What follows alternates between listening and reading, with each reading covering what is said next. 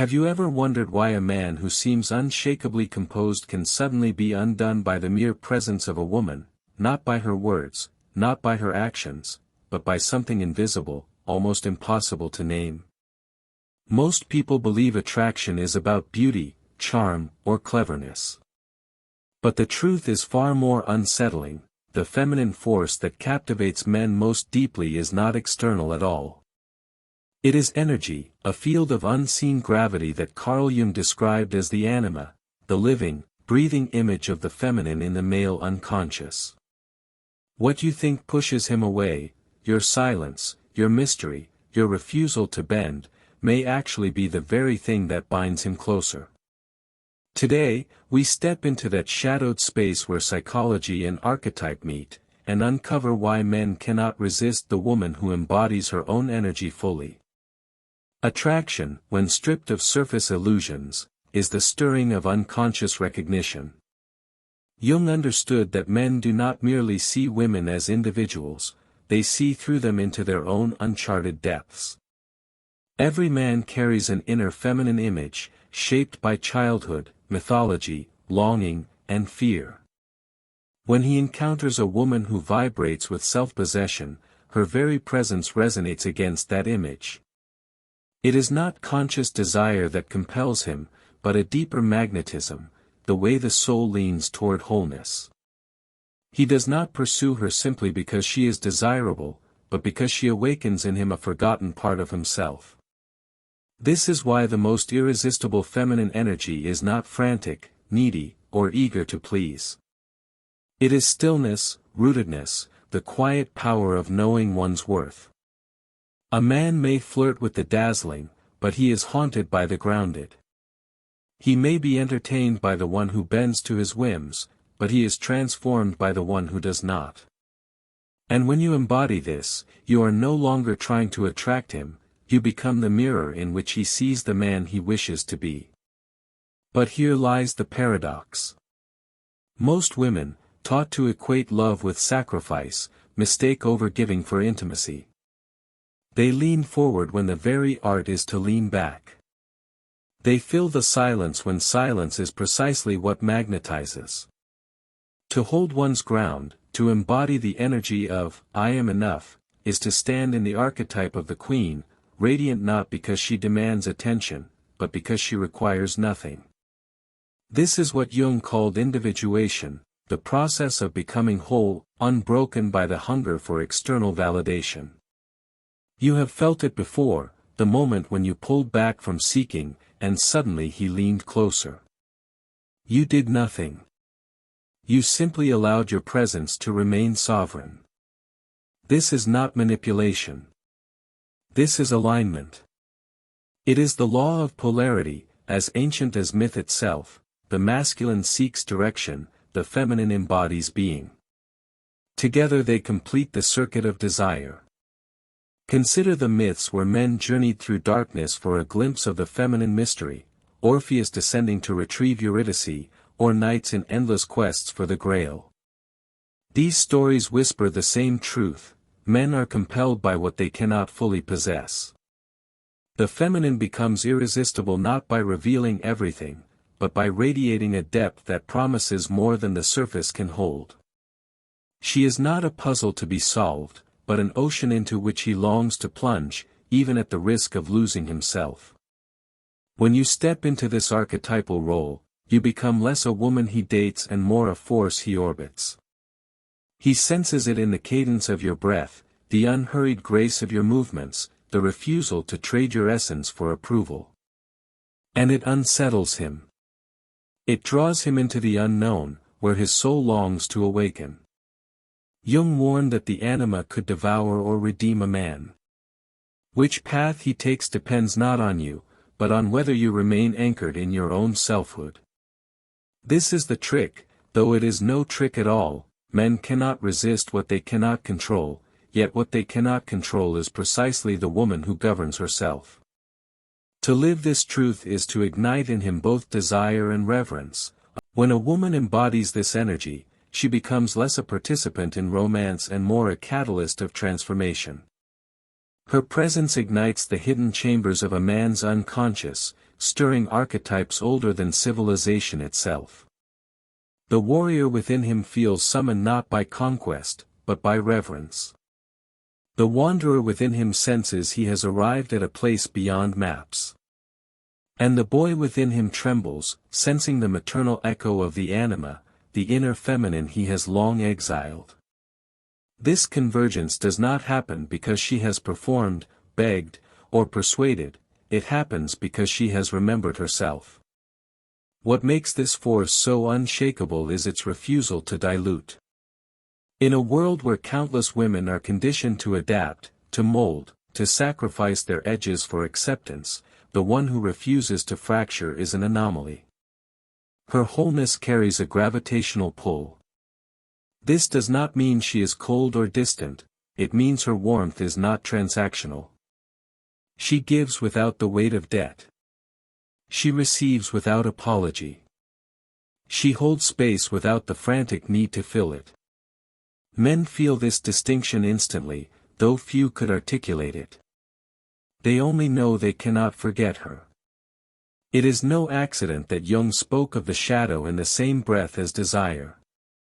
For the energy that captivates is not only light, it is also darkness.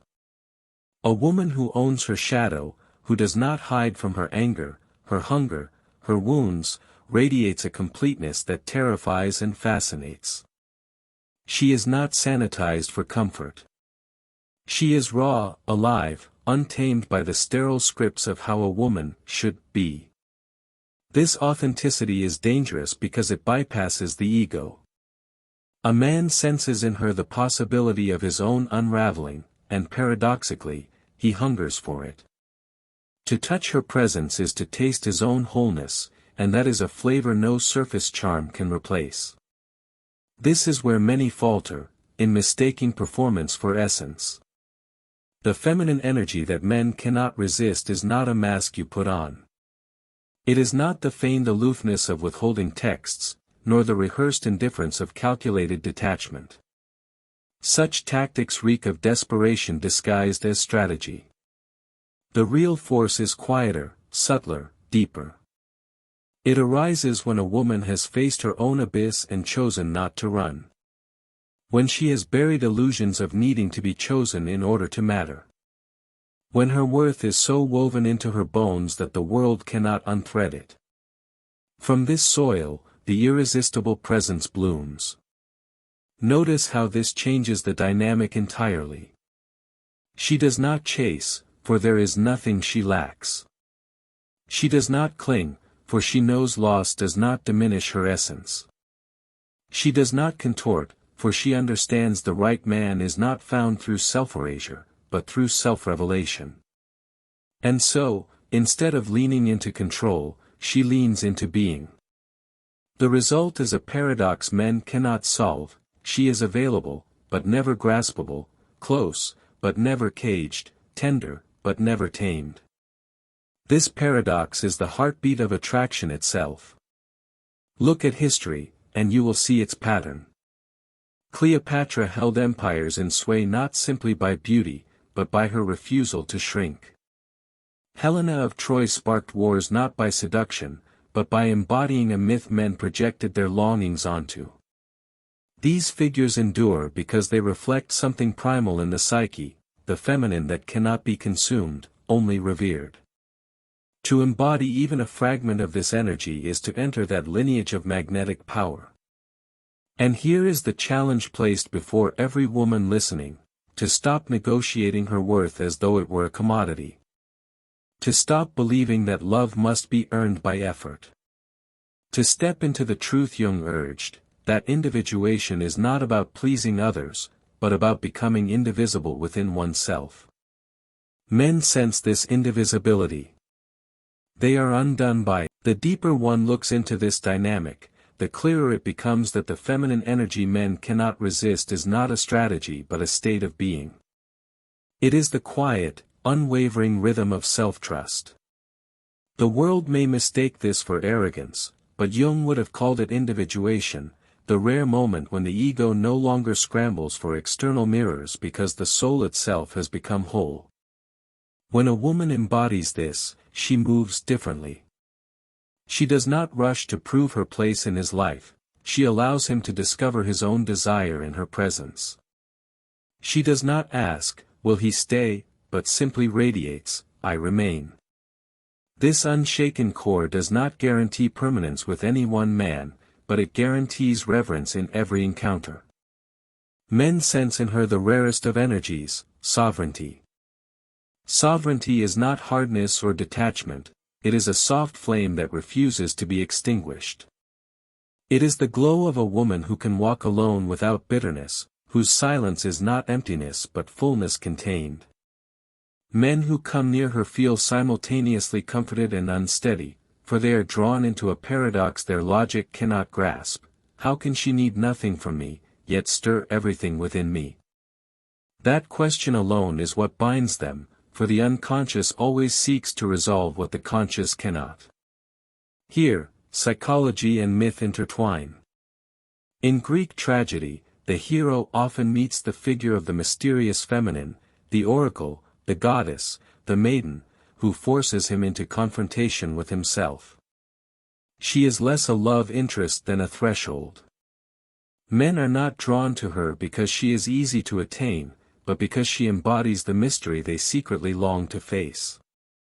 Jung named this the anima projection. A man sees in a woman his own soul, and in trying to win her, he is unknowingly trying to integrate himself. This is why the woman who stands in her own energy becomes unforgettable, she becomes the vessel through which his psyche tastes completion. But one must not confuse this with burden. To embody this energy is not to mother a man's wounds or carry his unfinished work. It is to remain anchored, allowing him to face his own depths.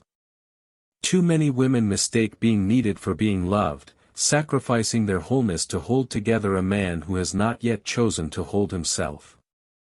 Yet the irresistible feminine does not collapse into saviorhood. She is not the one who patches his wounds, she is the mirror in which he sees them. And the choice of healing, of growth, belongs to him. This is where true power emerges, in refusing to barter essence for approval. For the woman who abandons herself to secure love finds only the echo of emptiness. The one who stands within her center, even when love threatens to slip away, commands a different kind of gravity. She does not beg to be chosen, for she has already chosen herself.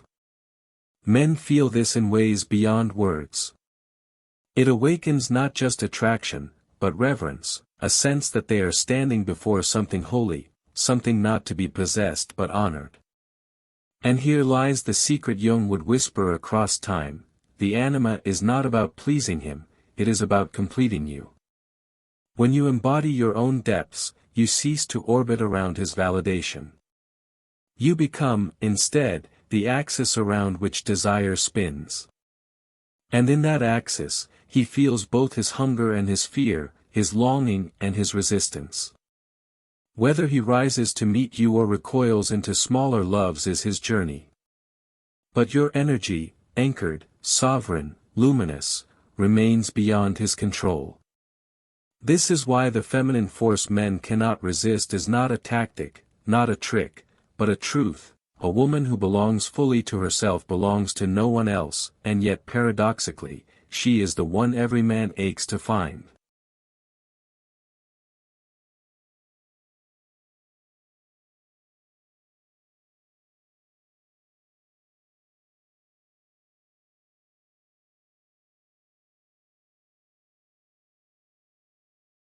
To embody this energy is to awaken an ancient paradox: the more she stands in herself, the more the masculine is drawn toward her.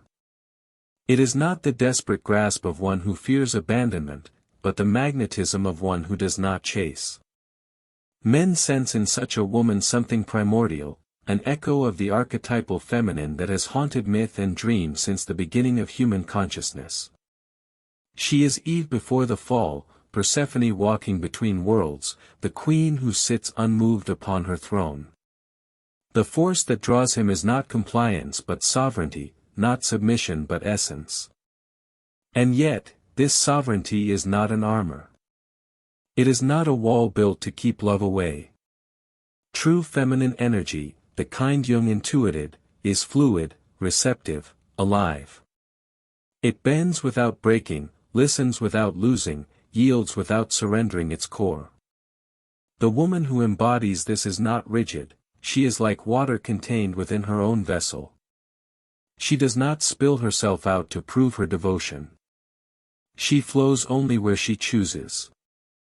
This combination of openness and boundary, of softness and strength, becomes the polarity men cannot escape.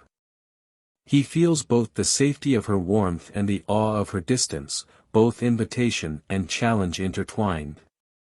This duality forces him into himself. For the woman who governs her own energy does not provide endless distraction from his emptiness. She does not soften her edges to shield him from discomfort. Instead, her presence demands he confront his own shadows. Jung insisted that no man could achieve wholeness without meeting the anima within. When a woman reflects that anima outwardly in her own radiance, he is compelled, sometimes unwillingly, to face what he has buried. It is why some men pursue her obsessively, while others retreat in fear. But none remain indifferent. Here lies the deeper truth: the energy men cannot resist is not always the energy they can endure. Some will try to control it, diminish it, tame it, because facing such wholeness is unbearable for an unprepared psyche. Others will mistake it for a game, believing they can win what cannot be possessed. But the woman who knows her essence does not collapse into proving. She does not lower her vibration to soothe his fear. She remains steady, knowing that those who are meant to rise will rise, and those who cannot will fall away. In this discernment, she frees herself from the endless cycle of chasing validation. There is immense power in this stillness. A man may desire her body, but what holds him is her energy. He may admire her beauty, but what haunts him is her presence. For beauty fades in memory, charm can be forgotten, but the vibration of sovereignty imprints itself into the psyche.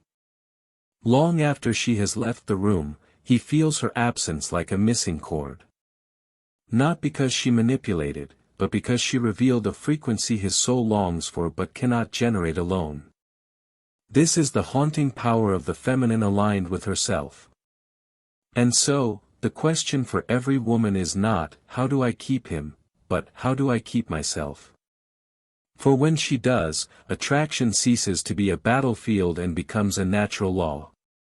Just as the moon does not beg the tides to follow, she does not beg love to stay. She becomes the gravitational field in which desire takes its course. To live this is to awaken a truth far beyond tactics: the woman who knows her worth is not resisted, nor is she pursued, she is revered.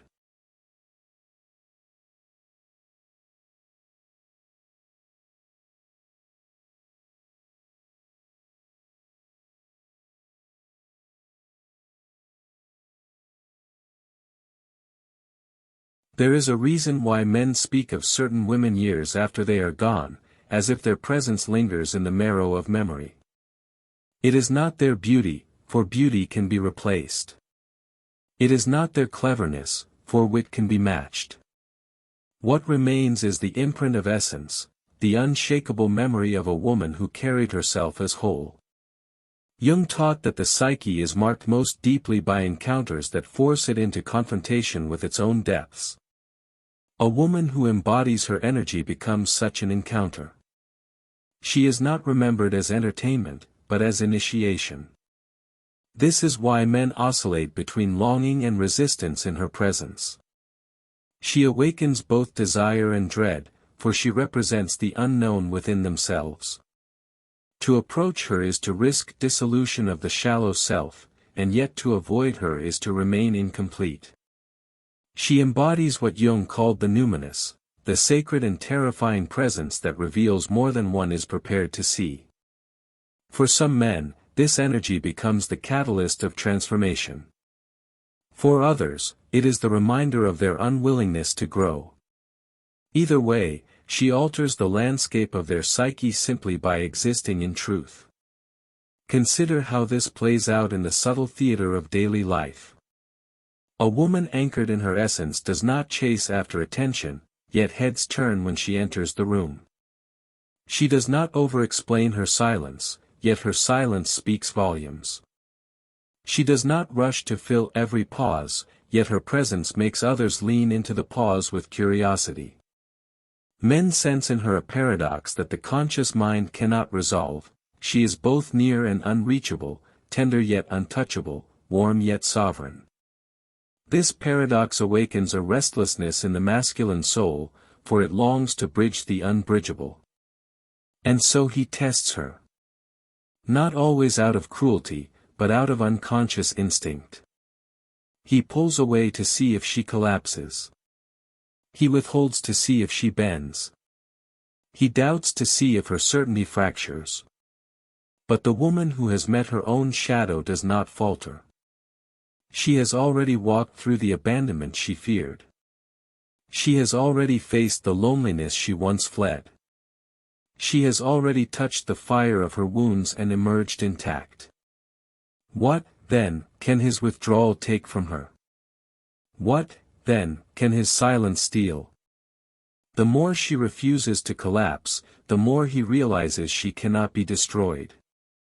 And in that realization, his fascination deepens into awe.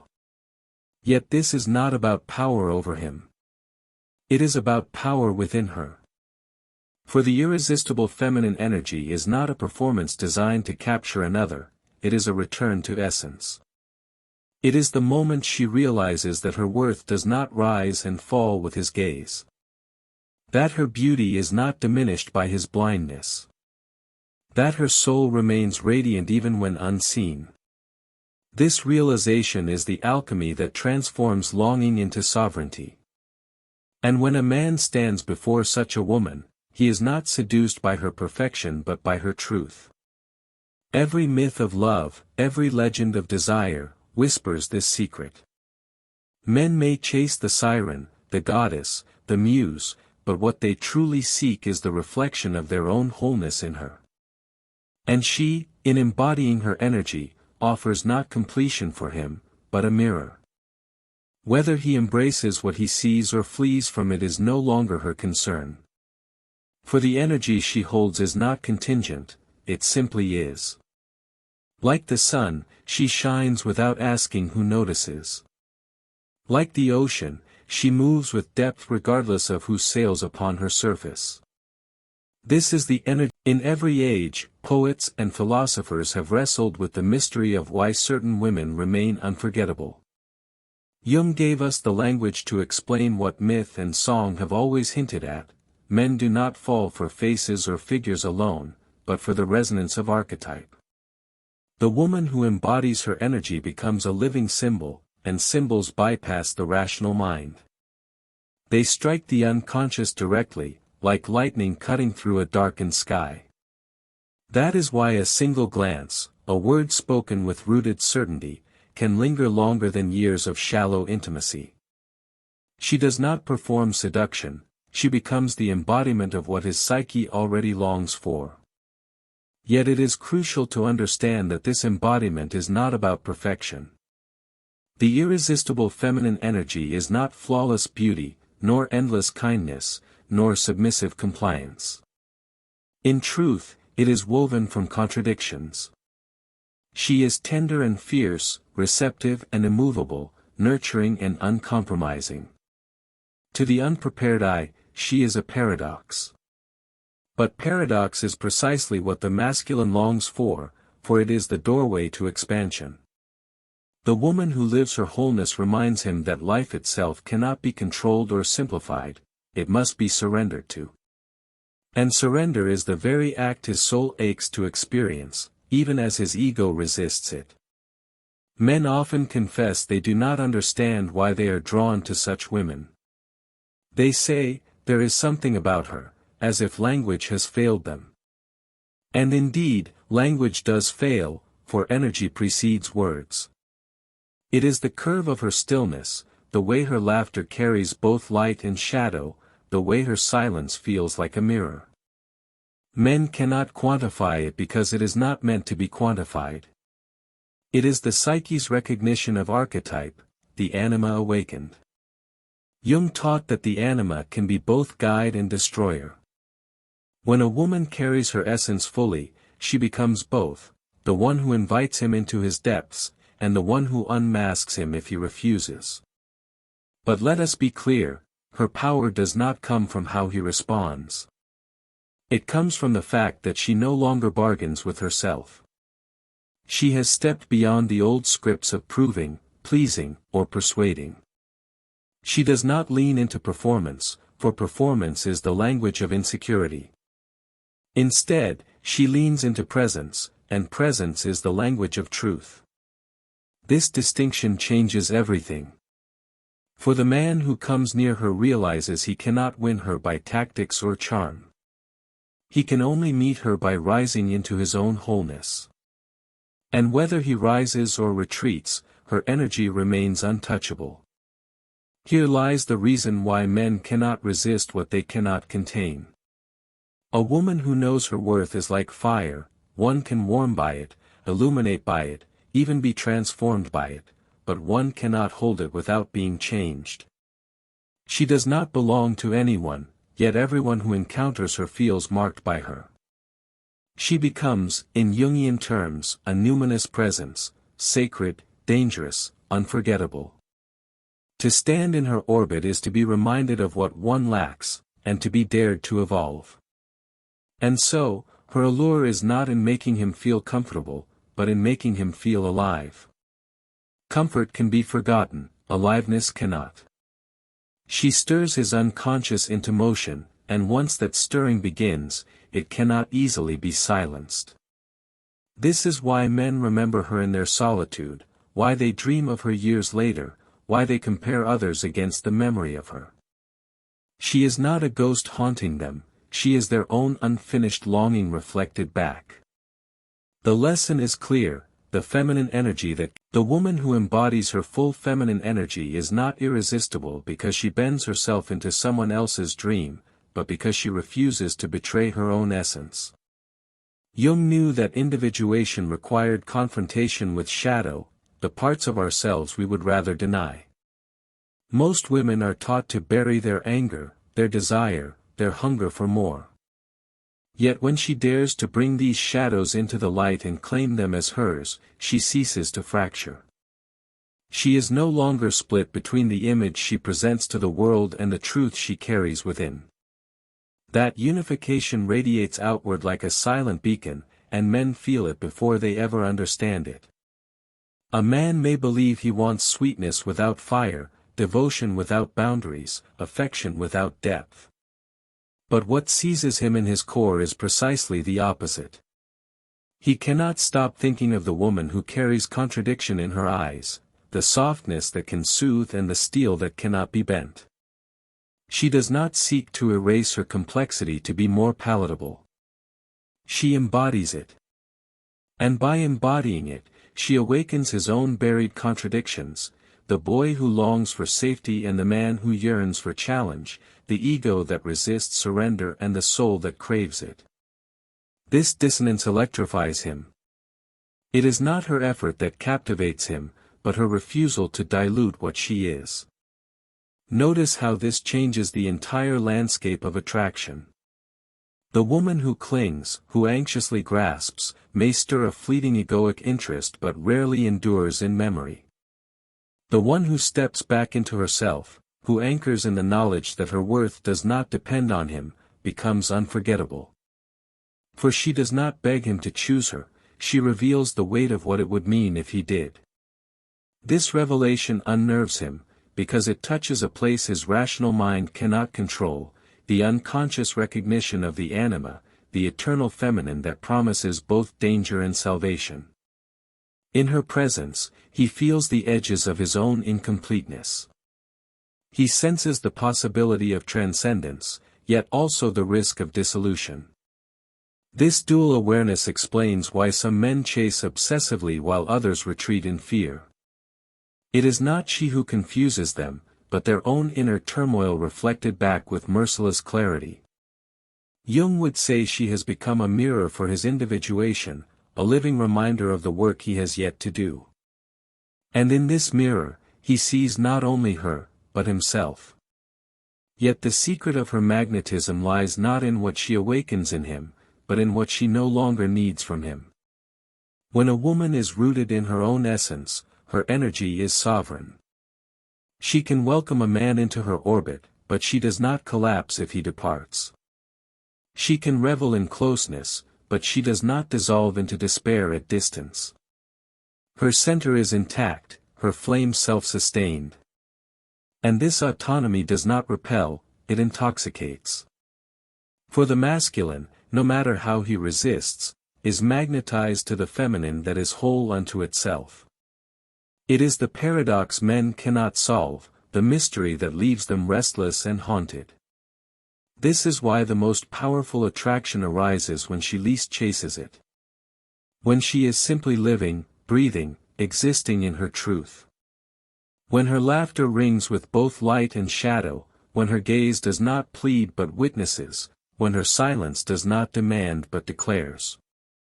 In those moments, she ceases to be merely a woman and becomes an archetype, a force of nature, a living embodiment of the anima. And the man who crosses her path knows, whether he admits it or not, that he has touched something eternal.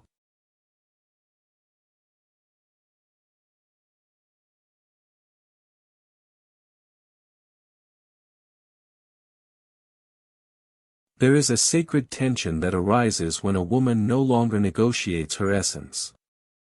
She does not perform patience while seething inside, nor pretend softness to mask her strength. Instead, she lives the paradox openly, vulnerable yet invincible, giving yet self-contained, luminous yet shadowed. Jung would remind us that this paradox is not contradiction but wholeness. The psyche does not seek purity of light, but integration of opposites. And when a woman integrates, she becomes magnetic in a way that defies explanation. Men are not only attracted, they are disoriented, compelled, unsettled, because she awakens the truth that the feminine is not meant to be tidy. What men cannot resist is the energy of a woman who has stopped apologizing for the fullness of her being.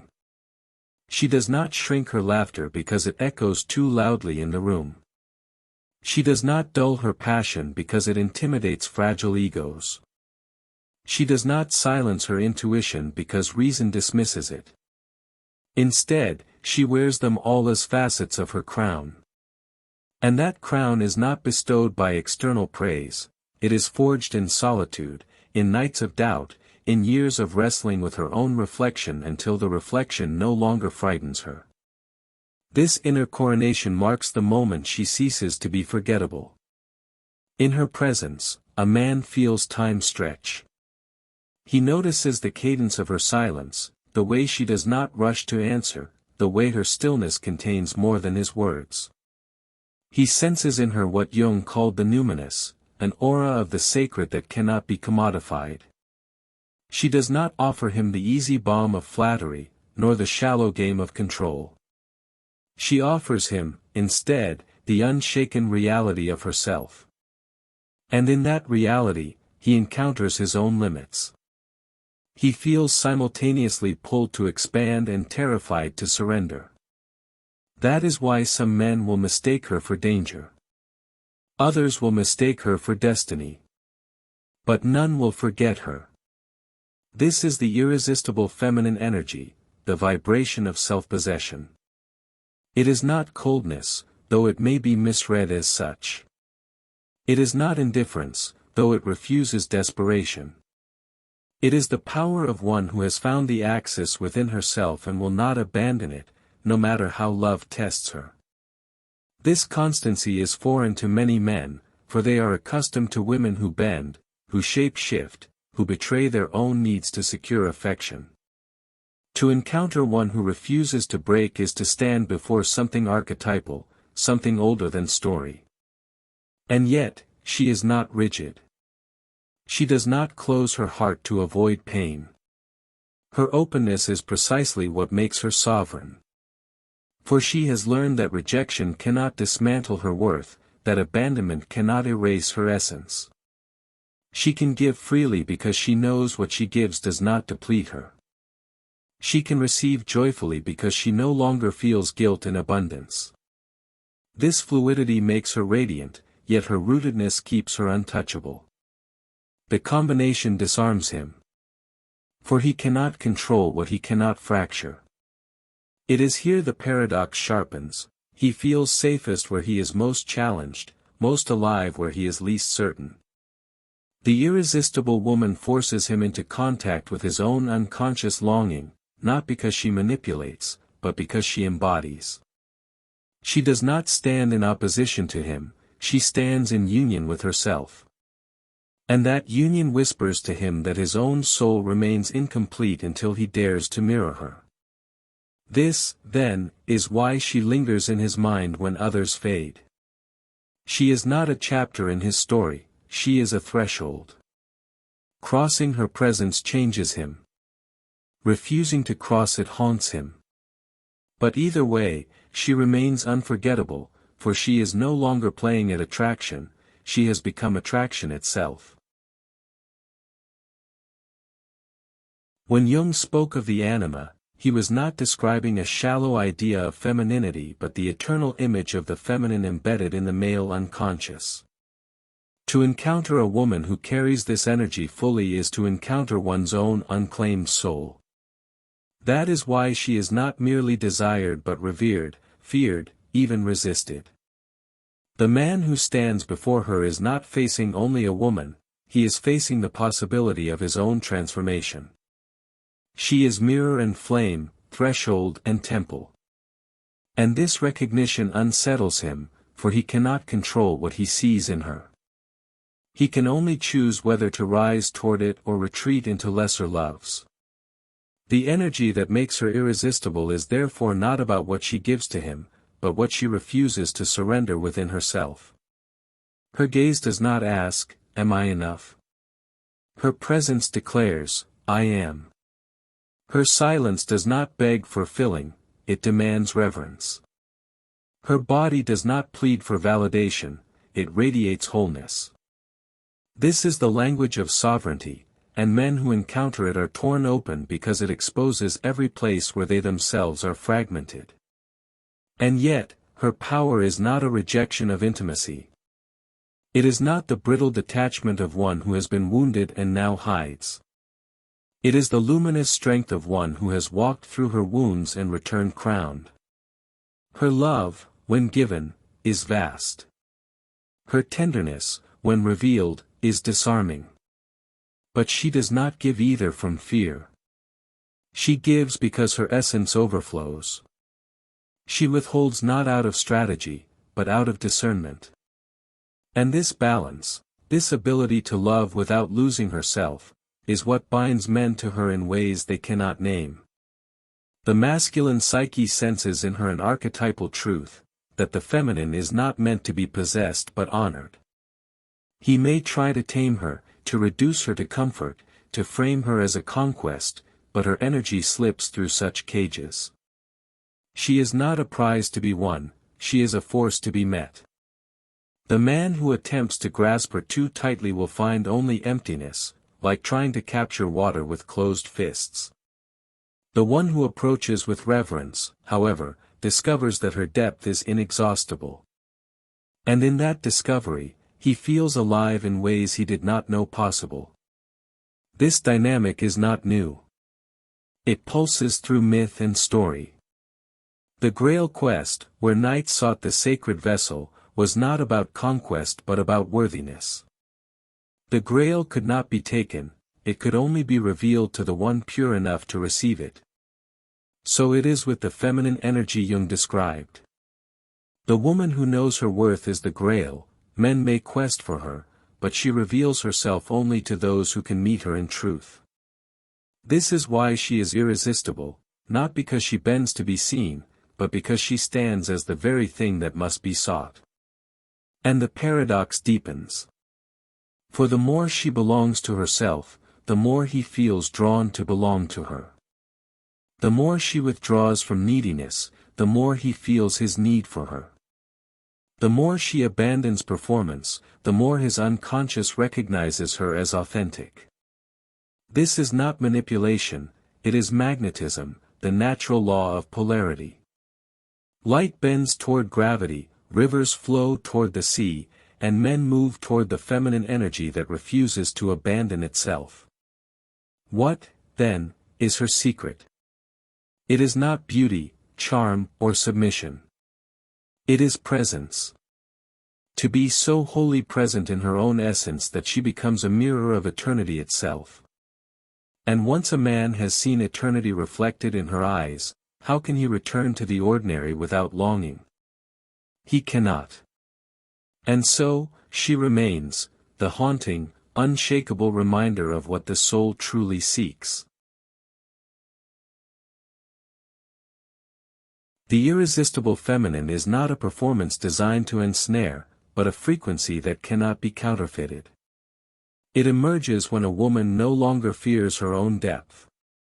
Jung described individuation as the great task of the psyche, the merging of shadow and light into a unified whole. When a woman achieves even a glimpse of this wholeness, her energy shifts. She no longer hides her wounds, nor does she dramatize them. She carries them as facets of her truth. Her laughter is richer because it has tasted sorrow. Her stillness is deeper because it has survived chaos. Her presence is magnetic because it is real. Men sense this difference immediately. They may not know why her presence unsettles them, but their bodies respond before their minds can explain. Her energy is not frantic, not reaching, not bargaining. It is steady, pulsing like an ancient drumbeat beneath the surface of modern noise. He feels safer in her presence than in the arms of a woman who tries to please, because she does not dissolve into his moods. He feels more alive with her than with one who overcompensates, because her mystery leaves room for his imagination. This alchemy is why she lingers in his thoughts even when he tries to forget. But make no mistake, her magnetism is not always comforting. For to stand before such a woman is to feel one's inadequacy exposed. She does not expose it with judgment, she exposes it simply by being whole. And men unready for their own shadow will interpret her energy as too much, too intense, too impossible. They will retreat, not because she failed, but because she revealed. This, too, is part of the dynamic Jung outlined. The anima awakens not only longing but fear. The woman who embodies her essence becomes both muse and mirror, both temptation and test. It is here that her greatest power lies. She does not chase those who retreat. She does not beg them to stay, nor does she contort to ease their discomfort. She knows that their resistance is not rejection of her but rejection of themselves. And in that knowing, she is free. Free from the chains of over-explaining. Free from the ache of needing to be chosen. Free from the cycle of performing for scraps of love. Her energy becomes sovereign, and sovereignty is the axis around which true attraction turns. Think of the way the moon governs the tides. The moon does not beg the ocean to rise. It simply exists, radiant and constant, and the waters cannot help but respond. So it is with the irresistible feminine energy, her mere presence shapes the field around her. Men lean closer without knowing why. They dream of her in silence. They measure other women against the imprint she leaves. She does not exert this force through manipulation, she exerts it by existing as herself. This is why tactics fail. The endless games of delayed texts, calculated aloofness, or artificial mystery cannot replicate the real thing. They imitate the surface while missing the source. True irresistibility comes not from playing the role of the untouchable, but from truly being untouchable, because her worth no longer depends on being touched. The irony is profound: when she no longer needs to be desired, desire finds her. The man who meets such a woman may call her unforgettable. But in truth, it is not she who cannot be forgotten, it is the part of himself she awakened. She is the threshold, the flame, the axis. And even if he walks away, he carries the mark of her energy like a scar of light upon his soul.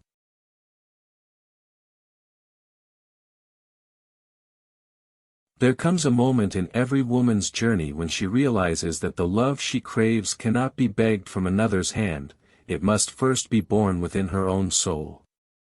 This is the crucible where the irresistible feminine energy is forged. Jung called it individuation, but in truth it feels like a kind of death, the death of needing to be chosen, the death of chasing validation, the death of defining oneself through another's gaze.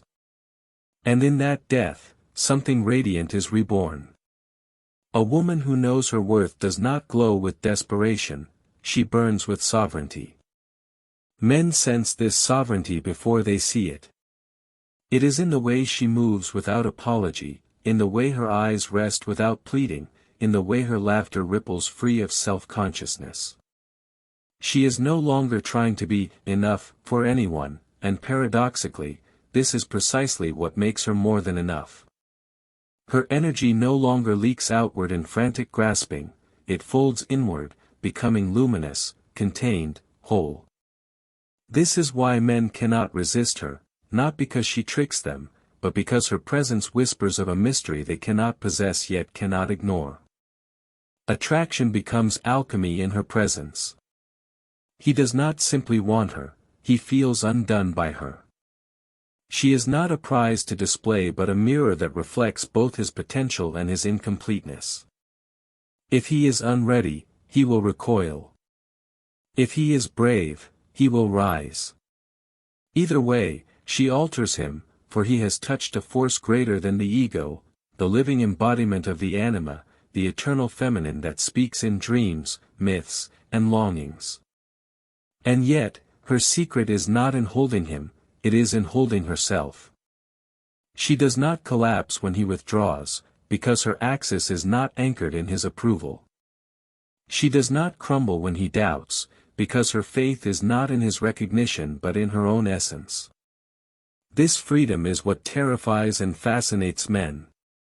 For most have only known women who barter, who bend, who diminish themselves to keep love.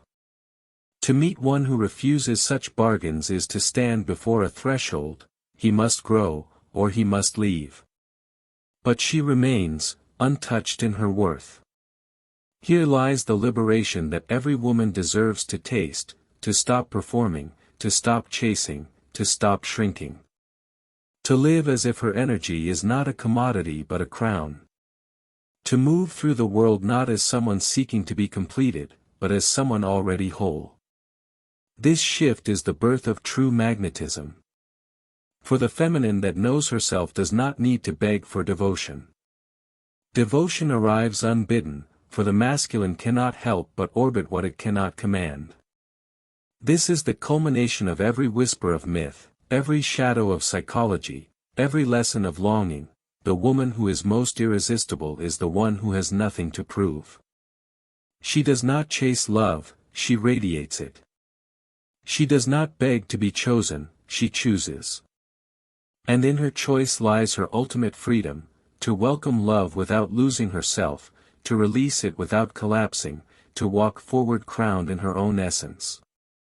The final truth is as simple as it is shattering: the woman who knows her worth doesn't chase, she chooses.